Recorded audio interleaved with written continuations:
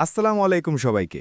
Welcome to Bangla brain podcast, যেখানে আমরা বাংলায় ফিউচার নিয়ে কথা বলি, ব্রেইন আপগ্রেড করি। আজকে এমন একটা টপিক নিয়ে আলোচনা করব যেটা এখন প্রায় সবার মাথায় ঘুরছে। এআই কি আমাদের জব নিয়ে নেবে, নাকি এআই আমাদের জন্য নতুন অপরচুনিটি তৈরি করবে? এই বিষয়টা ক্লিয়ার করার জন্য আজ আমাদের সাথে আছেন একজন AI and future skills expert, Tanvir Ahmed. Welcome to Bangla brain podcast, Tanvir ভাই। ধন্যবাদ রাফি। আমি তানভীর আহমেদ। আমি মূলত এআই টুলস, অটোমেশন আর ফিউচার স্কিলস নিয়ে কাজ করি। আমি চেষ্টা করি মানুষকে সহজভাবে বোঝাতে এআইকে ভয় না পেয়ে কিভাবে এটাকে কাজে লাগানো যায়। Q1, এআই কি সত্যি জব নেবে? অনেস্ট আনসার, এআই জব খাচ্ছে না, এআই জব চেঞ্জ করছে। যারা রিপিটিটিভ কাজ করে, যেমন data entry, basic customer support, এই কাজগুলো রিস্কে।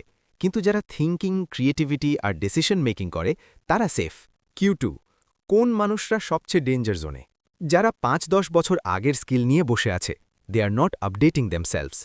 আজকের ওয়ার্ল্ডে স্কিল এক্সপায়ার হয় fast, so learning is no longer optional, it's survival.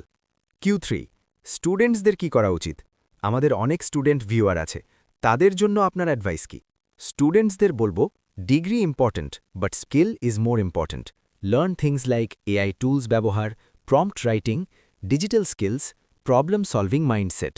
এআইকে enemy ভাবলে পিছিয়ে পড়বে, এআইকে টুল বানালে এগিয়ে যাবে।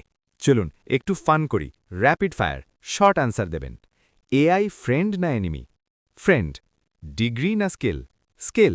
নেক্সট 5 ইয়ার্স স্ক্যারি নাকি exciting? Exciting. One skill everyone should learn. AI tools usage. শেষে ভিউয়ার্সদের জন্য একটা স্ট্রং মেসেজ দিন। ফিউচার ভয় পাওয়ার কিছু না, ফিউচার বিলং করে তাদের যারা লার্নিং থামায় না। আজ একটু শিখলে কাল অনেক এগিয়ে থাকবে।